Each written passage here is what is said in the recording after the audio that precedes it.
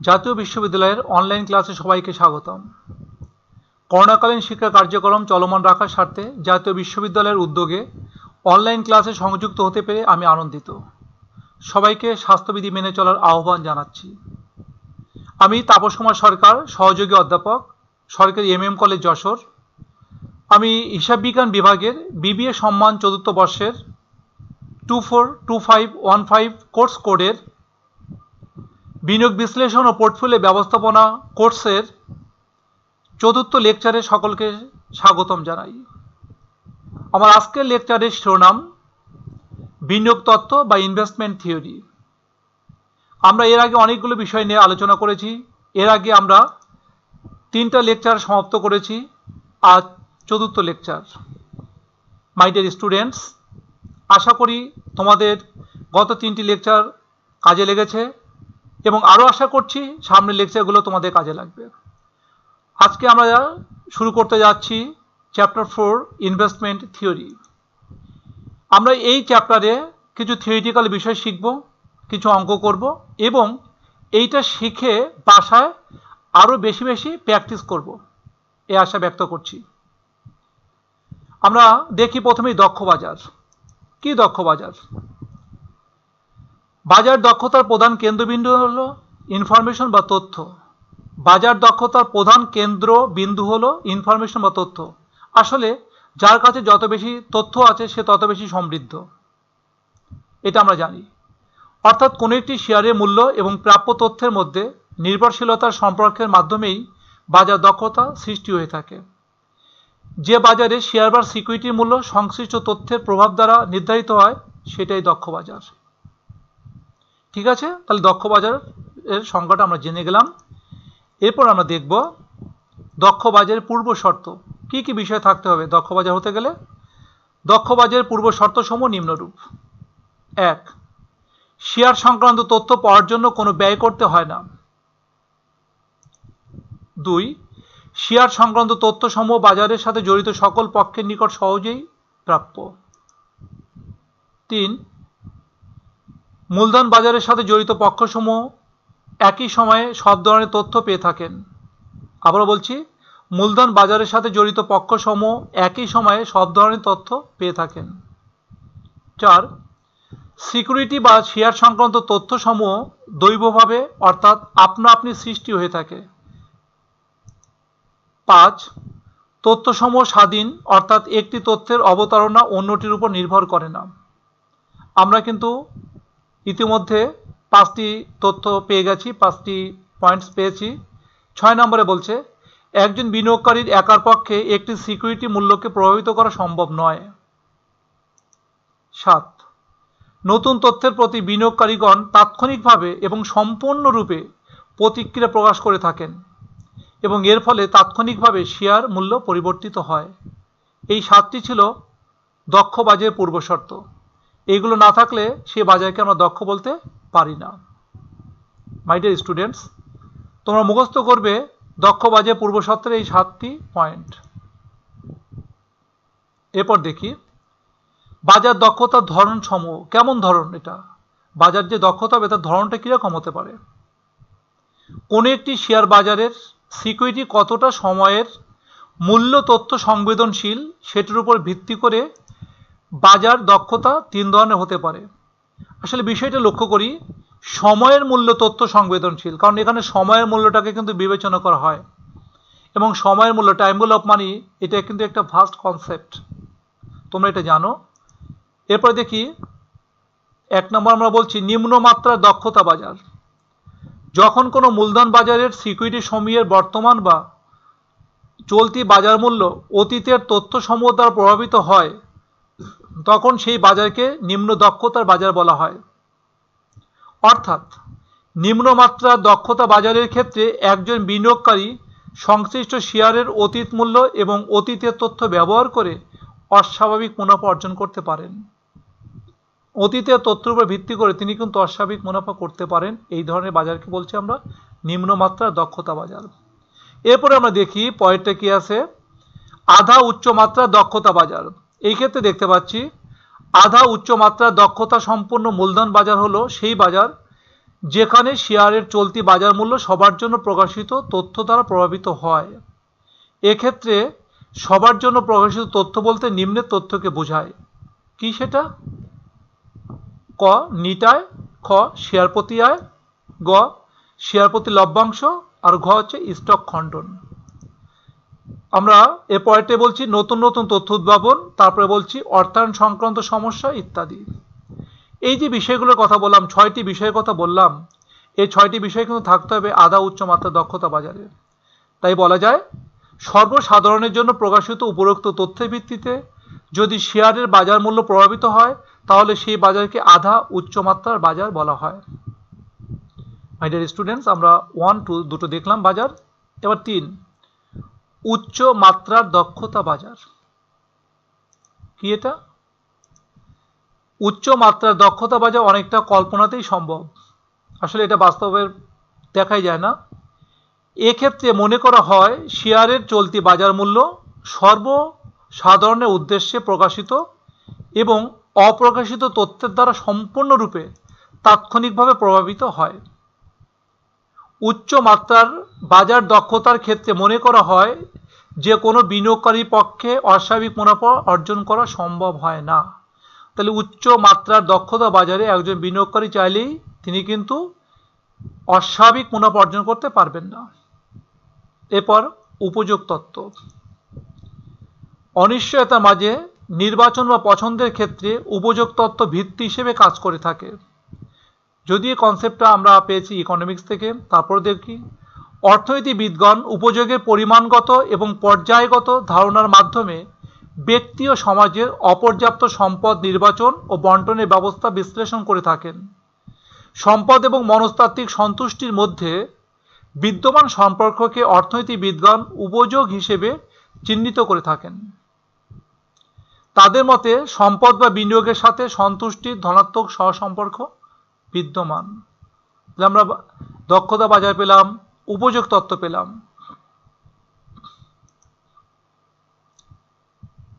এরপর দেখাচ্ছি উপযোগ অপেক্ষক।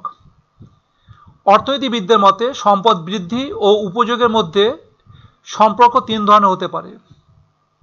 3 ধরনের সম্পর্ক কার কার? সম্পদ বৃদ্ধি এবং উপযোগের মধ্যে। ক এখানে পাচ্ছি সরল রৈখিক উপযোগ অপেক্ষক। এ ধারণা অনুযায়ী সম্পদের পরিমাণ যে হারে বৃদ্ধি বা হ্রাস পায়, সন্তুষ্টি বা উপযোগ ও একই হারে বৃদ্ধি বা হ্রাস পায়। তাহলে সম্পদ যে হারে বৃদ্ধি বা হ্রাস পাবে, সন্তুষ্টি বা উপযোগও কিন্তু একই হারে বৃদ্ধি বা হ্রাস পাবে। কথা মনে রাখতে হবে, এই জন্য এটার নাম হচ্ছে সরল রৈখিক উপযোগ অপেক্ষক। এ ধারণাটি খুব একটা বাস্তবসম্মত নয়, কারণ সম্পদ ক্রমাগত বৃদ্ধি পেতে থাকলে প্রান্তিক উপযোগ হ্রাস পেতে পারে। কারণ সম্পদ বৃদ্ধি পেতে থাকলে যে আমাদের উপযোগ বৃদ্ধি পাবে তা ঠিক না, বলছে যে প্রান্তিক উপযোগ হ্রাস পেতে পারে বা কমে যেতে পারে। এরপর দেখি অবতল উপযোগ অপেক্ষক। এক্ষেত্রে সম্পদ যে হারে বৃদ্ধি পায়, উপযোগ তার চেয়ে কম হারে বৃদ্ধি পায়। সম্পদ যে হারে বৃদ্ধি পায়, উপযোগ তার চেয়ে কম হারে বৃদ্ধি পায়। অন্যভাবে বলা যায় সম্পদ বৃদ্ধির সাথে সাথে প্রান্তিক উপযোগ ক্রমান্বয়ে হ্রাস পায়। সম্পদ বৃদ্ধির সাথে সাথে প্রান্তিক উপযোগ ক্রমান্বয়ে হ্রাস পায়, তাই উপযোগ অপেক্ষকের আকৃতি অবতল হয়ে থাকে। অবতল হলে কেন এই অবতল হওয়ার কারণটা হচ্ছে একটাই, যে সম্পদ আমার যে হারে বৃদ্ধি পাবে, তাই তো, উপযোগ তার চেয়ে কম হারে বৃদ্ধি পাবে। এবার দেখি আমাদের 3 নম্বরটা কি বলছে। উত্তল উপযোগ অপেক্ষক। এ ধারণা অনুযায়ী সম্পদ যে হারে বৃদ্ধি পায়, উপযোগ বা সম্পদ বৃদ্ধিজনিত সন্তুষ্টি তার চেয়ে অধিক হারে বৃদ্ধি পায়। প্রথমটা ছিল কি সম্পদ যে হারে বৃদ্ধি পাবে, উপযোগ সে হারে বৃদ্ধি পাবে। পরেরটা বলছে সম্পদ যে হারে বৃদ্ধি পাবে, উপযোগ তার চেয়ে কম হারে বৃদ্ধি পাবে। আর এখানে বলছে কি এটা, যে সম্পদ যে হারে বৃদ্ধি পাবে, উপযোগ তার চেয়ে বেশি হারে বৃদ্ধি পাবে। এক্ষেত্রে তাই উপযোগ অপেক্ষকের আকৃতি উত্তল হয়ে থাকে। পরিশেষে বলা যায় বিনিয়োগের ক্ষেত্রে উপযোগ তত্ত্বের ধারণা অনেকটাই গ্রহণযোগ্য, তবে বিনিয়োগকারী ঝুঁকি গ্রহণের মানসিকতা এবং প্রকৃতির উপর নির্ভর করে যে তত্ত্বটি কতটা কার্যকর হবে। ঠিক আছে, উপসংহারটা একবার বলি আমরা। পরিশেষে বলা যায় বিনিয়োগের ক্ষেত্রে উপযোগ তত্ত্বের ধারণা অনেকটাই গ্রহণযোগ্য, তবে বিনিয়োগকারী ঝুঁকি গ্রহণের মানসিকতা এবং প্রকৃতির উপর নির্ভর করে যে তত্ত্বটি কতটা কার্যকর হবে। সবকিছুই কিন্তু ডিপেন্ড করছে বিনিয়োগকারী মানসিকতার উপর, তার ঝুঁকি গ্রহণের ক্ষমতার উপর। ঠিক আছে, এরপর আমরা দেখি, এটা গেল আমরা দক্ষতা দেখলাম, অনেক কিছুই দেখার পর এখন আমরা দেখি মার্কুইজের পোর্টফোলিও নির্বাচন তত্ত্ব। মার্কুইজ কি নির্বাচন তত্ত্ব আমাদের জন্য রেখে গেছেন পোর্টফোলিও বিষয়ক, আমরা কিভাবে পোর্টফোলিও নির্বাচন করব সেটা একটু দেখি। 1952 সালে ডক্টর হ্যারি এম মার্কুইজ আধুনিক পোর্টফোলিও তত্ত্বের অবতারণা করেন। পোর্টফোলিও বিশ্লেষণের ইতিহাসে মার্কুইজ তত্ত্বকে একটি যুগান্তকারী সূচনা বা মাইলস্টোন হিসেবে চিহ্নিত করা হয়ে থাকে।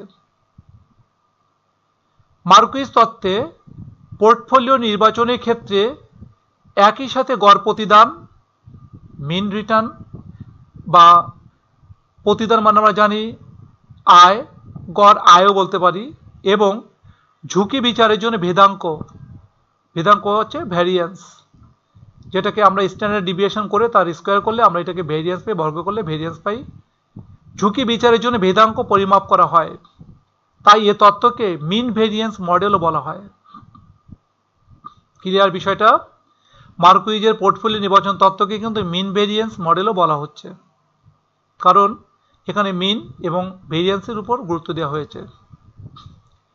এ তত্ত্বে মূল বক্তব্যটা কি? মার্কুইজ তত্ত্বে মনে করা হয় একটি নির্দিষ্ট ঝুঁকি স্তরে বিনিয়োগকারী সর্বোচ্চ প্রতিদান প্রত্যাশা করেন এবং নির্দিষ্ট প্রতিদানের জন্য সর্বনিম্ন ঝুঁকি প্রত্যাশা করেন। কারণ আপনি আশা করছেন, বিনিয়োগকারী আপনি আশা করছেন যে প্রতিদান আমি বেশি পাবো কিন্তু সর্বনিম্ন ঝুঁকিতে।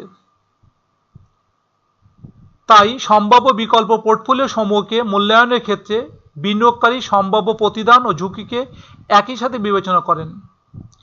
এভাবে প্রতিদান ও ঝুঁকি বিবেচনা করে বিনিয়োগকারী দক্ষ পোর্টফোলিও নির্বাচন করবেন। তাহলে মার্কুইজ সাহেবের কথা হচ্ছে, উনি বলছেন যে প্রতিদান এবং ঝুঁকি এই দুটাকে বিবেচনা করে পোর্টফোলিওকে আমরা নির্বাচন করব। ঠিক আছে, পয়েন্টে যাই আমরা।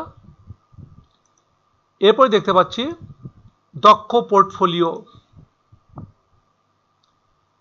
মার্কুইজের পোর্টফোলিও তত্ত্বটি দক্ষ পোর্টফোলিও নির্বাচনের উপর ভিত্তি করে গঠিত হয়েছে।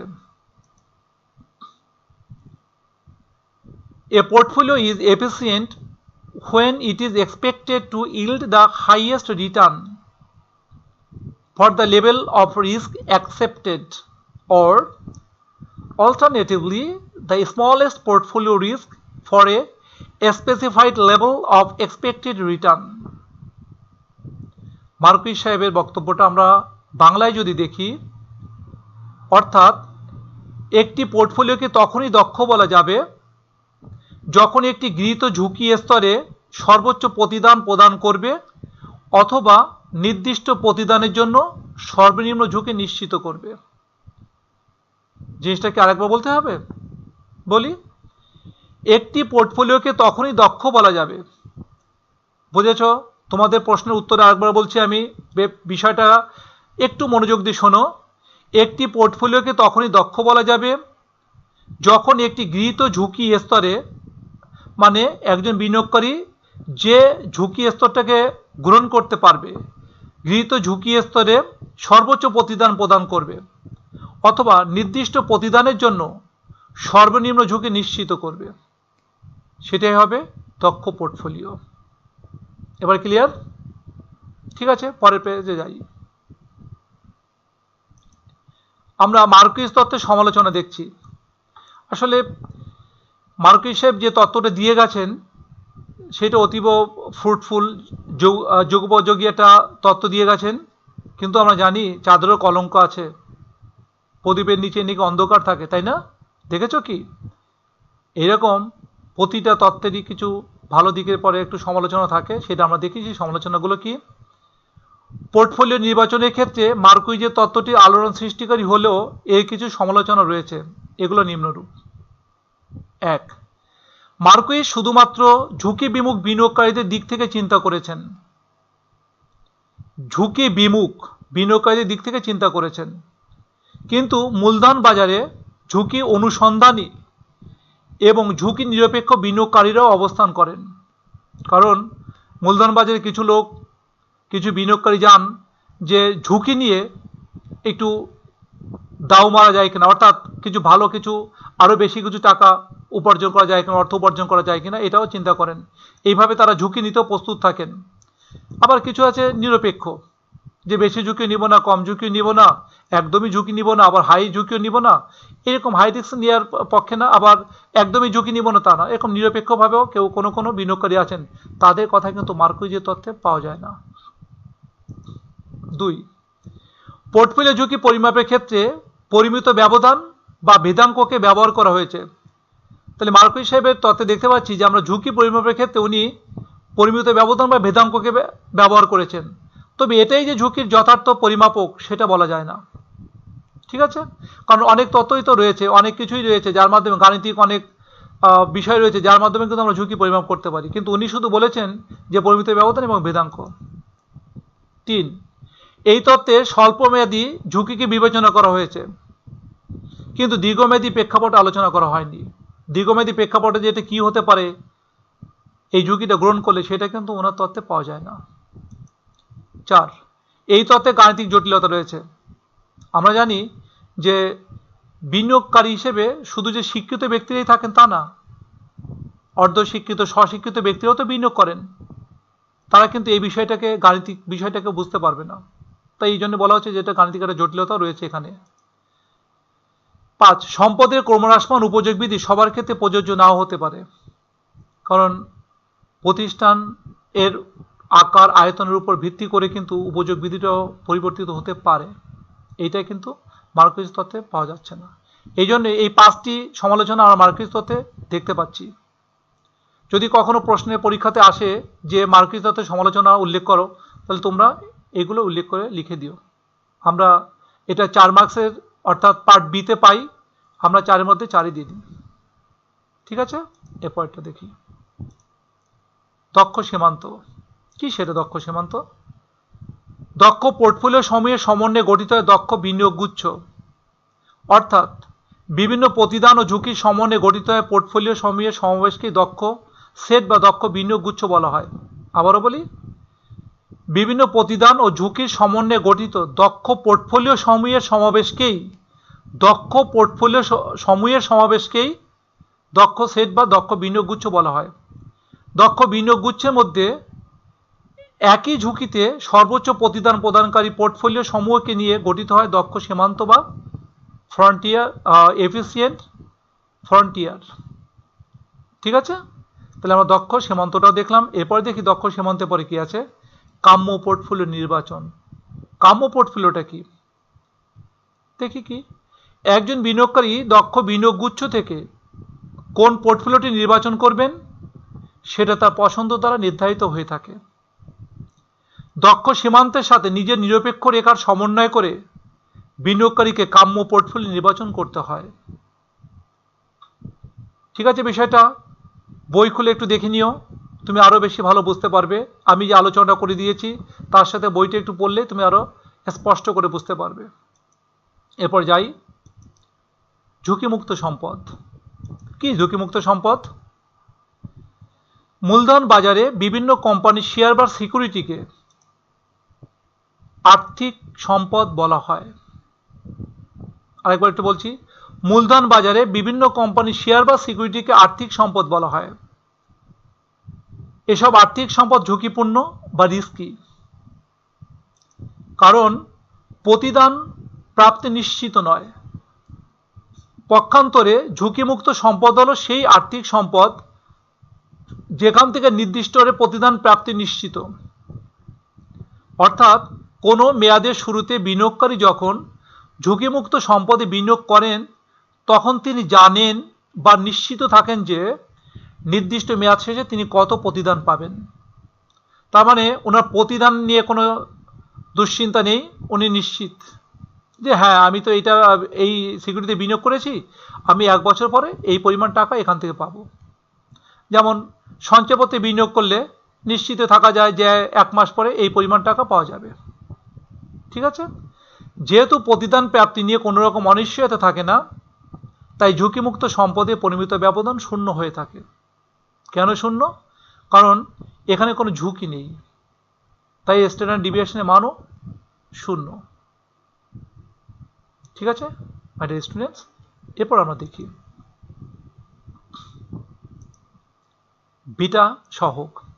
বিটাটা আমরা লিখেছি এখানে। বিটা দ্বারা নিয়মানুগ ঝুঁকির পরিমাণ বা মাত্রা পরিমাপ করা হয়। আবারও বলছি, বিটা দ্বারা নিয়মানুগ ঝুঁকির পরিমাণ বা মাত্রা পরিমাপ করা হয়। বিটা একটি গ্রিক বর্ণমালা। এই বিটা সহগের প্রশ্নটা ফোর্থ ইয়ারে প্রায় আসে। ফার্স্ট ইয়ারে, সেকেন্ড ইয়ার, থার্ড ইয়ার দেখেছো, ফোর্থ ইয়ারে, ইভেন মাস্টার্সে গিয়েও তুমি দেখবে যে বিটা কি, 1 মার্কসের কোশ্চেন চলে আসে।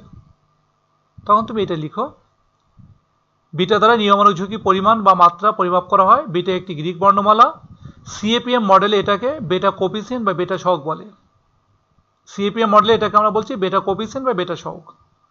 আমরা যদি সহজ কথায় বলি তাহলে কি বলছি, কোনো একটি নির্দিষ্ট কোম্পানির শেয়ারের নিয়মানুগ ঝুঁকি মার্কেটে সামগ্রিক নিয়মানুগ ঝুঁকির তুলনায় কতটা বেশি বা কতটা কম সেটা বেটা দ্বারা প্রকাশ করা হয়। বেটা কি কাজে লাগে সেটা আমরা এখানে লিখে দিয়েছি। প্রথমত বললাম বেটা কি, বেটা সহগ কি, তবে বেটা কি কাজে লাগছে সেটা আমরা এখানে উল্লেখ করেছি। এবার গাণিতিকভাবে যদি দেখি সেটা লিখছি আমরা এখানে K is equal to R F plus first bracket R M minus R F into beta J. Beta যে বেটা আই আপনারা যে কোনো একটা উল্লেখ করতে পারেন বা আপনারা যে কোনো কিছু লিখতে পারেন। মাই ডিয়ার স্টুডেন্টস, এই যে আমরা যেটা লিখেছি গাণিতিকভাবে, এটা আমরা জানি যে কস্ট অফ ক্যাপিটালের ক্ষেত্রে করেছি, সিএপিএম এ আমরা যখন এক্সপেক্টেড রিটার্ন বের করবো সেক্ষেত্রেও করেছি। এখন দেখি এখানে কে ইজ ইকুয়াল টু বলছে কস্ট অফ ইকুইটি, তারপর বলছে R F is equal to risk free rate of return. এখানে লেখা আছে R M is equal to average return on market portfolio. আর বেটা ইজ ইকুয়াল টু বলা হচ্ছে beta coefficient for a particular company. যে company থাকবে সেই কোম্পানির অক্ষর দিয়ে আমরা এখানে লিখবো beta A B X Y Z যেটা থাকবে আর কি। ঠিক আছে, তাহলে বেটা শকটা আমাদের ক্লিয়ার। বেটা শকটা যদি আসে কখনো 4 মার্কসে আসে না এটা, তারপরে অন্য প্রশ্নের সঙ্গে যদি আসে তাহলে তুমি এটা লিখতে পারো। আর যদি 1 মার্কসের জন্য আসে তাহলে উপরে অল্প 2-1 লাইন লিখে দিলে এটা চলবে। ক্লিয়ার? পরেরটায় যাই।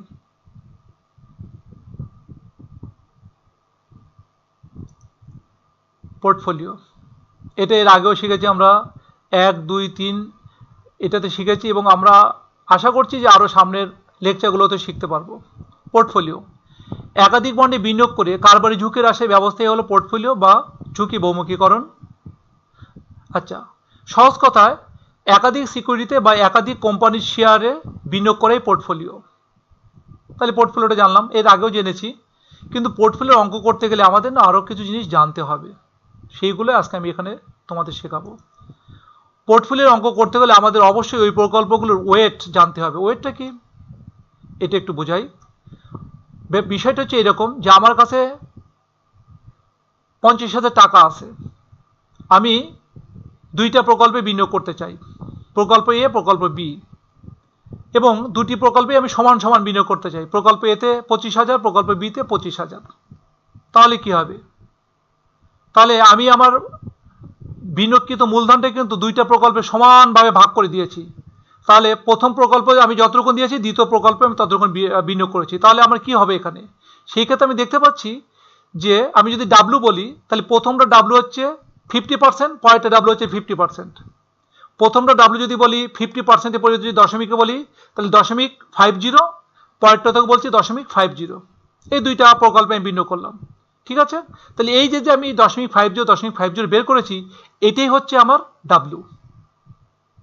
আচ্ছা, এই বিষয়টা অনেক সময় পরীক্ষার সময় প্রশ্নপত্রে উল্লেখ করে দেওয়া থাকে, আবার অনেক সময় উল্লেখ করে দেওয়া থাকে না, তখন বের করে নিতে হয়, অথবা গাণিতিকভাবে নেওয়া দিয়ে আমরা হয়তো ওয়ার্ডে দিয়ে দিয়েছি যে ইকুয়ালি, তখন তুমি বুঝে নিয়েছো যে এটা সমান সমানভাবে বিনিয়োগ করা হয়েছে। তাহলে এখানে কি বলা হচ্ছে, পোর্টফোলিওর অঙ্ক করতে হলে আমাদের অবশ্যই ওই প্রকল্পগুলোর ওয়েট জানতে হবে। প্রশ্নে যদি ওয়েট সংক্রান্ত কোনো তথ্য না দিয়ে বিভিন্ন প্রকল্পে বিনিয়োগকৃত টাকার পরিমাণ দেওয়া থাকে, তখন নিচের সূত্রের সাহায্যে ওয়েট বের করে নিতে হবে। এই কাজটা আগে করবে। কিভাবে তুমি এই কাজটা আগে করবে সেটা তুমি দেখো, তুমি এটা আগে করে নিবে। আচ্ছা, এখানে টোটাল ইনভেস্টমেন্ট বের করলে, ইনভেস্টমেন্ট টোটালটা বের করেছো তুমি, এখানে দেখতে পাচ্ছ যে কটা প্রকল্পে তুমি বিনিয়োগ করেছো সেই কটা প্রকল্পের টাকাকে যোগ করে টোটাল টাকা বের করেছো। এরপর দেখো ওয়েট ইজ ইকুয়াল টু লেখা আছে investment in individual projects, investment in individual project divided by total investment. এখানে 100 দিয়ে গুণ করা যেত, আবার গুণ না করলে চলবে। 100 দিয়ে গুণ করলে এটা পার্সেন্টেজে আসবে, 100 দিয়ে গুণ না করলে এটা আমরা এটাকে দশমিকে প্রকাশ করব। তাহলে এই দশমিকে প্রকাশ করার জন্য বোধহয় আমাদের জন্য ভালো হবে, এই জন্য এটা রেখেছি। তাহলে আমি যদি বলি যে আমি যে দুটো প্রকল্পে বিনিয়োগ করেছিলাম, প্রকল্পে এতে 25,000, প্রকল্পে বিতে 25,000, মোট মিলে 50,000, তাহলে আমি এখানে লিখতে পারি ডাব্লিউ ইজ ইকুয়াল টু হবে এরকম যে 25,000 ডিভাইডেড বাই 50,000, ঠিক আছে। আরেকটাতে করবো কত, 25,000 ডিভাইডেড বাই 50,000, এইভাবে আমরা পেলাম 0.5 বা 50%। 50%। মাই ডিয়ার স্টুডেন্টস, ক্লিয়ার? আচ্ছা, এরপরটা যাই। কি আছে এরপরে আমাদের কিছু সূত্র, এরপরে আমরা চলে আসছি। কিছু অঙ্ক করতে গেলে তো কিছু সূত্রের প্রয়োজন আছে। আমি কিছু সূত্র এখানে দিয়েছি, কিছু অঙ্ক করিয়ে দিয়েছি, যে অঙ্কগুলো তোমাদের পার্ট সির উপযোগী, পার্ট বির উপযোগী, এবং তোমরা বাসাতে আরও বেশি প্র্যাকটিস করবে, তাহলে দেখবে যে তোমাদের এগুলো খুব সহজ হয়ে গিয়েছে। দেখি আমরা পোর্টফোলিও এক্সপেক্টেড রিটার্ন, এটা সূত্র, এটাকে সংক্ষেপে বলছি আমরা ইআরপি। এই সূত্র লেখা হয়েছে IRA into WA plus ERB into WB. যদি এখানে একাধিক প্রজেক্ট থাকে বা একাধিক প্রকল্প থাকে বা একাধিক শেয়ার থাকে বা একাধিক কোম্পানি থাকে, তাহলে আমরা সেই একাধিকভাবে এগোতে থাকবো। কীরকম, বা 3টে 4টে থাকতে পারে, তাহলে ERA WA plus ERB into WB plus ERC into WC plus ERD into WD, এইভাবে এগিয়ে যাব। এখানে দেখি ইআর ইজ ইকুয়াল টু হচ্ছে expected return of company A or security A, বিতে বলছে expected return of company B or security B, W is equal to বোঝানো হচ্ছে weight of company A, weight of company B, এটা WB দ্বারা। আরেকটা জিনিস এখানে দেখি আমরা, ওটা তো শেষ করলাম। এরপর যাই হচ্ছে ঝুঁকি, ঝুঁকি হচ্ছে standard deviation, portfolio standard deviation বের করবো আমরা, এটাকে সংখ্যে বলছে সিগমা পি দ্বারা। পি লিখেছি এই যুক্তিতে আমরা, যে এটা হচ্ছে পোর্টফোলিও, যাতে বুঝতে পারি। প্রশ্নপত্রে যদি কোনো রকম কোরিলেশন দেওয়া না থাকে, তাহলে সূত্র হবে, দেখো খুব সহজভাবে সূত্র আমরা এখানে লিখতে পারি। সূত্র লিখেছি আমরা, আমি এখানে দেখিয়ে দিই একটু। এইটা হচ্ছে আমাদের সূত্র সহজভাবে, কি root over sigma square A into W square A plus sigma square B into W square B. যখন আমাদের প্রশ্নে কোনো রকম কি দেওয়া থাকছে না, আমাদের প্রশ্নে যখন কোনো রকম কোরিলেশন দেওয়া থাকছে না, আচ্ছা যদি কোরিলেশন দেওয়া না থাকে, তাহলে আমি এর সাথে কি বোঝাচ্ছি, here sigma is equal to standard deviation of stock A, sigma B is equal to হচ্ছে standard deviation of stock B, W is equal to weight of stock A, weight of stock B. আচ্ছা, আরেকটা জিনিস, correlation এখানে নাই, কিন্তু correlation থাকবে পরের সূত্রে, সেই জন্য আগে লেখা হয়েছে এখানে correlation A B is equal to CO R A B is equal to হচ্ছে correlation between stock A and stock B. My dear students, এই যে বিষয়গুলো আমরা লিখেছি, এটা যে সবসময় প্রশ্নে দেওয়া থাকবে তা না, কখনো কখনো আমাদেরকে বের করেও নেওয়া লাগতে পারে, ঠিক আছে। এরপর দেখি পোর্টফোলিও স্ট্যান্ডার্ড ডিভিয়েশন, এটাকে আমরা সিগমা পি দ্বারা প্রকাশ করেছি, কিন্তু এখানে একটা কথা বলা হয়েছে, যখন এই যে লেখা আছে when correlation is given in the question, কোরিলেশনটা দেওয়া থাকলে, তাই লক্ষ্য করো আমি এই প্রথম টুকুন আমি কিন্তু এখানে ঠিক রেখে দিয়েছি, plus 2 into sigma A sigma B W A W B আর সিও আর বা কোরিলেশন এ বি, এইটা আমরা লিখেছি। তাহলে দেখতে পাচ্ছি যদি কোরিলেশন দেওয়া থাকে, তাহলে সূত্রটা একটু লম্বা, একটু বেশি বড় হয়ে যাচ্ছে, তাই না? আর কোরিলেশন দেওয়া না থাকলে সূত্র ছোট থাকছে। ক্লিয়ার? এরপরে আমরা আরেকটা জিনিস শিখবো, দেখো ইন্টারেস্টিং জিনিস। প্রশ্নে যদি ম্যাক্সিমাম ও মিনিমাম পোর্টফোলিও স্ট্যান্ডার্ড ডিভিয়েশন বের করতে বলে, তখন কি ঝামেলায় পড়ে গেলে? দুশ্চিন্তা করে কিচ্ছু নেই। দেখো আমরা সেকেন্ড ইয়ারে আমরা স্ট্যাটিস্টিক্স, বিজনেস স্ট্যাটিস্টিক্সে করেছিলাম। স্ট্যাটিস্টিক্সটা যখন তুমি করেছিলে, সেখানে কোরিলেশনের চ্যাপ্টার করেছিলে, সেখানে আর দ্বারা, ছোট হাতের আর দ্বারা কোরিলেশনকে তুমি প্রকাশ করেছিলে। ওখানে লিখেছিলে আর এর মান ছিল 3টি, একটা হচ্ছে +1, -1 আর 0, মনে পড়ে? এবার দেখো ম্যাক্সিমাম পোর্টফোলিও স্ট্যান্ডার্ড ডিভিয়েশন বের করার ক্ষেত্রে কোরিলেশনের মানটা দিবে +1, আর তাহলে বুঝতে পেরেছো মিনিমামের ক্ষেত্রে হবে -1, এখানে 0টাকে আমরা বসাচ্ছি না। ক্লিয়ার? নতুন একটা জিনিস শিখলে হয়তো, আশা করছি। এই পর্যন্ত আমরা ক্লিয়ার করলাম। এরপরে যাই পরেরটা, কোভেরিয়েন্স বা সিওবি এক্সওয়াই। সিওবি এক্সওয়াই যখন আমরা করছি এবং প্রশ্নে যখন প্রবাবিলিটি দেওয়া না থাকে, তখন একটা ক্যালকুলেশন টেবিলটা আগে করি, এটা বুঝতে পারবো। এখানে দেখা যাচ্ছে ইআর স্টেট অফ ইকোনমি এগুলো উল্লেখ করে থাকতে পারে। যদি থাকে আমরা লিখবো, যদি না থাকে আমরা লিখবো না। এরপর লিখেছি এক্স মাইনাস এক্স বার, পরের ছকে লিখেছি ওয়াই মাইনাস ওয়াই বার, পরেরটা দেখো গুণ করে দিয়েছি। এই দুটোকে আমরা গুণ করলে এটাই পাচ্ছি। এখন আমরা এইটা আগে বের করে নিয়েছিলাম, সেটি এখানে বসাবো একবার, এখানে একটা বসাবো, বসিয়ে দুটো গুণ করে এখানে বসাবো। এরকম যতগুলো থাকবে সবগুলো বসিয়ে আমরা এবার যোগ করব, যোগ করে পাবো এইটা। এইটা পেলে এইটা বসিয়ে এবার যে এন এর যে মানটা পাবো সেই মানটা দিয়ে ভাগ করে দিব। ভাগ করলে আমরা এখানে পেয়ে যাব কোভেরিয়েন্স এক্স ওয়াই। এটা কখন করব? যখন আমার অঙ্কের মধ্যে এটা যখন করব, কখন? যখন অঙ্কের মধ্যে প্রবাবিলিটি দেওয়া না থাকবে। এবার দেখি যদি প্রবাবিলিটি দেওয়া থাকে তাহলে লক্ষ্য করি এখানে একটা ক্যালকুলেশন টেবিল করেছি আমরা, এখন লিখেছি আমরা ইয়ার অথবা স্টেট অফ ইকোনমি। যদি এইটা প্রশ্নে দেওয়া থাকে তাহলে এই টেবিল এই কলামটা রাখবে, যদি দেওয়া না থাকে তাহলে রাখবে না। এরপর লিখেছি P x minus x bar Y minus y bar. তারপর একটা জিনিস লক্ষ্য করলে বোঝা যাবে, এই তিনটাকে একসাথে গুণ করলে, এই তিনটাকে যদি আমরা একসাথে গুণ করি আমি এইটা পেয়ে যাচ্ছি, এইটা পাচ্ছি। ঠিক আছে না? এবার এইগুলোকে গুণ করার পরে যতগুলো থাকবে সবগুলোকে যোগ করে যেটা পাবো, এখানে যে মানটা আমি এখানে পাবো সেই মানটাই হচ্ছে আমার, এই জায়গা বসিয়ে দিলে উত্তর হয়ে যাচ্ছে। সহজ জিনিস, তুমি আরেকবার একটু লক্ষ্য করো, বাসায় একটু দেখো, তাহলে তোমার জন্য এটা পরিষ্কার হয়ে যাবে। ঠিক আছে, আমরা পরেরটাতে যাই। আচ্ছা, এবার সি নাম্বার বলছে when sigma and CO আর xy are given in the question। প্রশ্নপত্রে যখন দুটো জিনিস এখানে দেওয়া থাকবে, আমরা সেই দুটো জিনিস লক্ষ্য করি। কি কি জিনিস? একটা হচ্ছে সিগমা আর একটা হচ্ছে কোরিলেশন। একটা হচ্ছে সিগমা আর একটা হচ্ছে কোরিলেশন, কার মধ্যে? এক্স ওয়াই এর মধ্যে। এখানে এ বিও হতে পারে। Are given in the question, তখন তুমি কি করবে? তখন তুমি দেখো খুব সহজ করে, COV XY that is covariance XY is equal to COR XY into sigma x into sigma y। এই দুইটা প্রশ্নে কিন্তু দেওয়া থাকবে, অথবা কখনো কখনো আমাদেরকে বের করে নিয়ে তারপরে এই অঙ্কটা করা লাগতে পারে। তাহলে যদি কখনো কোভেরিয়েন্স XY বের করতে বলে এবং আমাদের সহজ সূত্র প্রয়োগ করতে হয়, এবং প্রশ্নে যদি সিগমা এক্স বা সিগমা ওয়াই দেওয়া থাকে, বা আমরা যদি বের করে নিতে পারি এবং সিও আর এক্স ওয়াই এর মানটা যদি আমরা জানি, তাহলে আমরা এই সূত্র প্রয়োগ করতে পারবো। কি কোনো ঝামেলা নেই তো? পরের ক্লাসে পরেরটা যাচ্ছে। হ্যাঁ, ওকে, পরের পেজে যাই।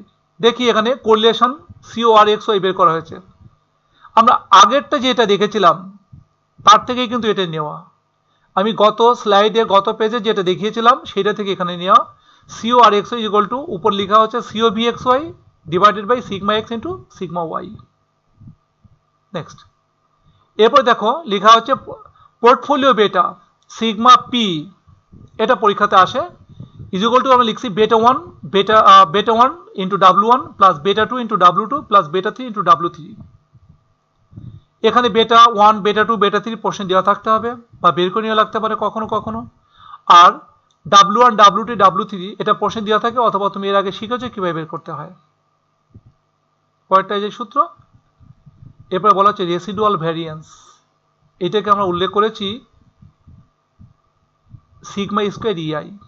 রেসিডুয়াল ভ্যারিয়েন্স মানে হচ্ছে অবশেষ ভেদাঙ্ক বলছে, যেটাই বলি residual variance is equal to sigma square I minus sigma square M into beta square I. আচ্ছা, এই যে জিনিসটা আমরা লিখেছি রেসিডুয়াল ভেরিয়েন্স, এ কখনো কখনো কিন্তু দেখবে যে আমাদের শূন্য স্থান দেওয়া অঙ্ক থাকে, সেখানে রেসিডুয়াল ভেরিয়েন্সটা আগে বের করে নিয়ে তারপরে করতে হয়। এটা আমরা পরবর্তী অঙ্কে দেখব, পরবর্তী যে সমস্ত লেকচারে তোমাদের সামনে আমরা উপস্থাপন করব সেগুলোতে আমরা এটা লিখব। Sigma square EI is equal two residual variance. Sigma square I is equal to variance of a specific security. Sigma square M is equal to বলছে variance of the market. আর beta square I is equal to বলছে square root of beta of a specific security. তাহলে আমরা কিন্তু 6টি সূত্র already এখানে জেনে গিয়েছি। প্রত্যেকটাই তোমরা জানো, আবারও তোমাদের জানা হয়ে গেল। ঠিক আছে না? এরপরটা যাই আমরা। এবার তোমাদের কিছু প্র্যাকটিক্যাল প্রবলেম নিয়ে এসেছি এখানে। সূত্র তো শেষ, এরপর আমরা দেখব যে অঙ্কগুলো কিভাবে করতে হয়। এটার সব অঙ্ক তো এই এক ক্লাসে করা সম্ভব নয়, তাই আমি কয়েকটি অঙ্ক তোমাদের সলিউশন শো করে দিয়েছি, আর তোমরা বাদবাকি অঙ্ক বাসায় বসে একটু প্র্যাকটিস করে নিও বই থেকে। ঠিক আছে, বইয়ে অনেক অঙ্ক দেওয়া আছে, তোমরা যে কোনো একটা বই কিনে সেইটা থেকে প্র্যাকটিস করে নিবে। Exercise 1, 4 securities have the following expected returns: A is equal to 12%, B is equal to 20%, C is equal to 15%, and D is equal to 10%. এটা প্রশ্ন দেওয়া আছে। Calculate the expected return for a portfolio consisting of all 4 securities under the following conditions. তাহলে আমাদেরকে বের করতে বলেছে expected return of A portfolio, এবং নিচে কিছু শর্ত দিয়ে দিয়েছে সেই অনুযায়ী। প্রথমটা কি বলেছে, 1 নম্বরে আমাদের এখানে কি বলেছে, 1 নম্বরে the portfolio weights are equal. এখানে লক্ষ্য করো সেই কথা বলে দেওয়া আছে যে এখানে কিন্তু বলা হচ্ছে যে ইকুয়াল, দেখো এটি ইকুয়াল, ওয়েটটা কিন্তু ইকুয়াল, অর্থাৎ এই একটা প্রজেক্ট, এই একটা প্রজেক্ট, এই একটা প্রজেক্ট আর এই একটা প্রজেক্টে আমরা বিনিয়োগ করেছি এবং প্রত্যেকটা ইকুয়াল ভাবে। 2, the portfolio weights are 10% in A, 10% এতে বিনিয়োগ করো। তোমার মোট ছিল 100%, তাতে 10% তুমি এতে বিনিয়োগ করে দাও, আর থাকে 90%। এই 90% অবশিষ্ট 90% তুমি ইকুয়ালি ওই তিনটার মধ্যে ভাগ করে দাও, বি সি ডির মধ্যে। এরপর 3 বলছে কি, the portfolio weights are 10% in stock is of stock A and B. তাহলে এতে 10%, বিতে 10%, চলে গেল 20%, থাকে হচ্ছে 80%। 80%কে পরের দুটোতে যদি ভাগ করে দিলে 40% করে আমরা পাই। এগুলো সবই ওয়েট। এবার ওয়েটের পর দেখি আমরা কি পাচ্ছি সলিউশন করলে। Required 1 A we know that ERP is equal to RA into WA plus RB into WB plus RC into WC plus RD into WD। এবার দেখো এখানে R এর মান দেওয়া আছে 12% or 0.1212, RB is equal to 20% or 0.20, RC is equal to 15% or 0.15, RD is equal to 10% or 0.10, WA is equal to 0.25, WB is equal to 0.25, WC is equal to 0.25, WD is equal to 0.25, ওই যে equal ছিল। এবার আমরা কি করেছি, এবার আমরা সূত্রগুলো বসিয়েছি। সূত্র বসিয়ে দিয়ে সূত্র বসানোর পরে মান বসিয়েছি। এবার মান বসিয়ে দেখো শুধু গুণ করব। এখন আমরা গুণগুলো করলাম। গুণগুলো করে আমরা যে মানটা পাচ্ছি সেই মানটা আমরা এখন তোমাকে এখানে এই দেখো, এই একটা পেয়েছি, এই একটা পেলাম, এই একটা যোগ করে দিয়ে পেলাম এটা। এখন যোগটাকে যদি আমরা এই যে রেজাল্টটা পেয়েছি এটাকে যদি আমরা 100 দিয়ে গুণ করি তাহলে আমি উত্তর পেলাম 14.25%। ক্লিয়ার? পরেরটাতে যাই। এরপর দেখবো আমরা রিকোয়ার্ড 2, উই নো দ্যাট, সূত্র বসিয়েছি। এখানে একটা মজার বিষয় হচ্ছে RA, RB, RC, RD একই আছে, শুধু চেঞ্জ হচ্ছে WA। WA এখানে 0.10, WB হচ্ছে 0.30, WD হচ্ছে 0.30, WC 0.30, অর্থাৎ A আলাদাভাবে এবং বি সি ডি একই রকমভাবে, সবার মানে সমান ছিল। এবার আবার সেই একই রকমভাবে মান বসিয়েছি, গুণ করলাম, যোগ করলাম, পেলাম কত, 14.70%। আমার ফাইনাল উত্তরটা বললাম 14.70%। এটা হচ্ছে আমার ফাইনাল উত্তর রিকোয়ার্ড 2 এর। এবার রিকোয়ার্ড 3 এ যাই। রিকোয়ার্ড 3ও সূত্র বসাইলাম। সূত্র বসানোর পর আবার সেই RA, RB, RC, RD একই পেয়েছি, চেঞ্জ কোথায়, ডাব্লিউতে। WA হচ্ছে 0.10, WB 0.10, WC হচ্ছে 0.40, WD হচ্ছে 0.40। এবার একই কাজ করব, মান বসিয়েছি, মানগুলোকে গুণ করে পরে যোগ করলাম, যেটা পেলাম সর্বশেষ সেইটা থেকে আমি উত্তরটা পেলাম কত, এটা উত্তর পেলাম আমি 13.20% অথবা 13.20%। আমার 1 নম্বর অঙ্কটা কিন্তু হয়ে গেল। এটা পরীক্ষায় আসে, তোমরা বাসায় বসে আরেকবার প্র্যাকটিস করো। এরপরে দেখো exercise 2, you are considering to acquiring the common stock of X company, your expectations rate of return is as follows. এখানে পসিবল রেট অফ রিটার্ন দেওয়া আছে, এখানে দেওয়া আছে probabilities.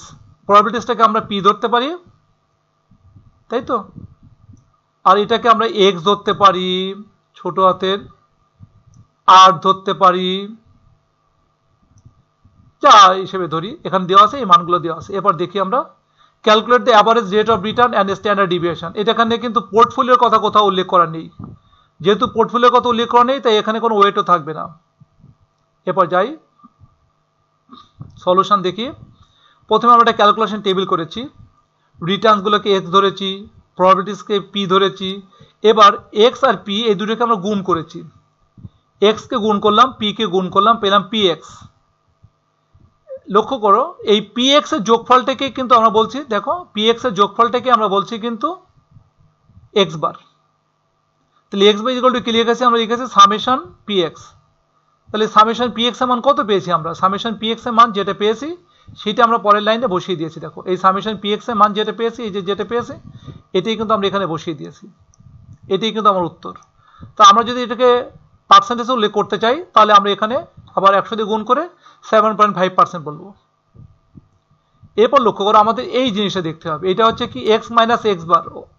X minus x bar কিভাবে পেলাম, এইটা হচ্ছে এক্স এর মান, এইটা হচ্ছে এক্স এর মান, এইটা হচ্ছে এক্স এর মান, এইটা হচ্ছে এক্স এর মান।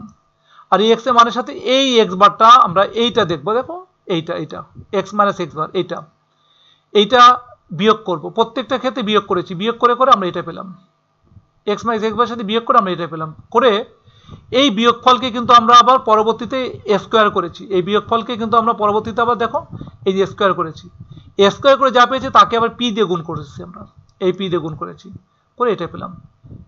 আবার বলছি এই যে রেজাল্টটা পেয়েছি এটাকে আমরা স্কোয়ার করলাম, স্কোয়ার করে যেটা পেয়েছি তার সাথে আবার পি গুণ করলাম, প্রত্যেকটা ক্ষেত্রে একই নিয়মে করেছি আমরা।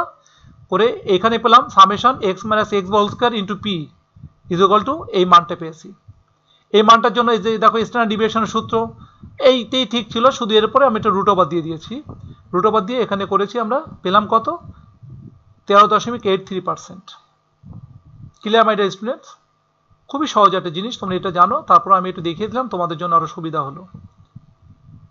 এরপর এক্সারসাইজ 3, এক্সারসাইজ 3 এটাই আমার শেষ অঙ্ক, কারণ আমি এই পর্যন্তই তোমাদের জন্য উপস্থাপন করেছি, কারণ একটা স্লাইডে তোমাকে তো আর অনেক বেশি দেখাতে পারবো না, তুমিও বোর ফিল করবে, আর সব দেখানো সম্ভব হয় না, কারণ অনেক অঙ্ক আছে, প্র্যাকটিক্যাল প্রবলেম তুমি বই থেকে করে নিবে। তোমার যদি কোনো সমস্যা হয় তুমি এই স্লাইডগুলো সাহায্য নিবে, দেখবে সমস্যার সমাধানটা হয়ে যাবে। From the following information find out the portfolio return and portfolio risk. লক্ষ্য করো এখানে কিন্তু বলা হয়েছে পোর্টফোলিও রিটার্ন এবং পোর্টফোলিও রিস্ক দুটো জিনিস। এই যে of the portfolio consisting security and security B, সূত্র দিয়েছে কি প্রথমে ইনভেস্টমেন্ট সিকিউরিটি, তারপর ইনভেস্টমেন্ট টাকায় দেওয়া আছে, তাই ইয়ার বের করে দেওয়া আছে, সিগমাও বের করে দেওয়া আছে। লক্ষ্য করো এই জায়গাটা কিন্তু এই সে টাকায় দেওয়া আছে, এখানে ডাব্লু বের করতে হবে আমাদের, মনে পড়ছে তো? ইয়েস। তাহলে correlation between security A and security B দিয়ে আছে 0.75, কোরিলেশনটা দেওয়া আছে, আমরা এখন বের করার চেষ্টা করি। সলিউশন পোর্টফোলিও এক্সপেক্টেড রিটার্ন সূত্রটা বসিয়ে দিয়েছি। এবার আমাকে প্রথমে ডাব্লু বের করতে হবে, ডাব্লু যেহেতু প্রশ্নে দেওয়া নেই তাই ডাব্লুটা বের করবে কিভাবে। এখানে বলছি টোটাল ইনভেস্টমেন্ট আমরা পেয়েছি 90,000, ওয়েট বের করবো কিভাবে, দেখো ডাব্লিউ এ বের করেছি 40,000 ভাগ 90,000 ইজ ইকুয়াল টু 0.44, ডাব্লিউবি বের করেছি 50,000 ভাগ 90,000 ইজ ইকুয়াল টু 0.56। আমরা জানি প্রত্যেকটা ডাব্লুগুলো, সব ডাব্লুগুলোকে যোগ করলে আমরা কিন্তু পাবো কত 1, এখানে যোগ করলে 1 পাচ্ছি। এবার আমরা দেখি এখানে আর এ দেওয়া আছে হচ্ছে, এটা প্রশ্নে দেওয়া ছিল, আর এ দেওয়া আছে হচ্ছে 0.135 আর আরবি দেওয়া আছে হচ্ছে 0.148, এটা আরবি, আমরা এটাকে বি লিখছি, আরবি দেওয়া আছে 0.148। এবার আমরা এই মানটা বসিয়ে দিই, মানটা বসিয়ে দিয়ে গুণ করে যোগ করলাম, পেয়ে গেলাম হচ্ছে দেখো 14%। এটা ছিল আমার পোর্টফোলিও এক্সপেক্টেড রিটার্ন, ঠিক আছে। এরপর আমরা দেখব পোর্টফোলিও স্ট্যান্ডার্ড ডিভিয়েশন, ওই সেই সূত্র বলে আছে কি, কোরিলেশনটা প্রশ্নে দেওয়া ছিল, আমরা একটু আগে আলোচনা করেছিলাম, সেই সূত্রগুলো বসিয়ে দিয়েছি। আমি এখানে সবগুলোতে মান বসিয়ে দিয়েছি, কি sigma square A into W square A plus sigma square B into W square B plus 2 into sigma A sigma B W A W B correlation A B. এখন মানগুলো বসিয়ে দিয়েছি, প্রত্যেকটা মানগুলো বসিয়ে দিয়ে এবার দেখো আমরা কি করেছি, এইবার যোগ বিয়োগ গুণ ভাগ করে একবার রুট ওভার করে উত্তর পেয়ে গেলাম হচ্ছে 9.13%। 9.13% এটাই ছিল আমার উত্তর, সর্বশেষ উত্তর। মাই ডিয়ার স্টুডেন্টস, এটাই ছিল আমার এই লেকচারের শেষ স্লাইড। আশা করছি এই লেকচারগুলো তোমাদের উপকারে লাগবে। আমি পরবর্তীতে লেকচার 5, 6, 7, 8, 9, 10, 11, 12 এইভাবে লেকচারগুলো তোমাদের সামনে উপস্থাপন করব। তোমরা সেই লেকচারগুলো দেখবে এবং আমাদের প্রত্যাশা যে এটা তোমাদের খুবই কাজে লাগবে। তোমরা বাসাতে বই পড়বে এবং সঙ্গে সঙ্গে বাসাতে বই পড়ার পাশাপাশি তুমি এই স্লাইডগুলো যদি দেখো, তোমার যেখানে সমস্যা দেখা দেয় তুমি এই স্লাইডগুলো থেকে সেই সমস্যার সমাধান পেয়ে যেতে পারবে। বেশি বেশি অঙ্ক প্র্যাকটিস করো, বাসায় বই পড়ো আর ঘরে থাকো, ভালো থাকো। এই করোনাকালে যে যেখানে আছো সকলেই ভালো থাকবে। ভালো থাকতে হবে নিজের জন্য, সমাজের জন্য, দেশের জন্য। আমি পরবর্তী লেকচারগুলো দেখার অনুরোধ জানাচ্ছি তোমাদের এবং আমি এখানেই আমার লেকচারটা শেষ করছি। আবারও বলি সকলে ভালো থাকবে। ধন্যবাদ।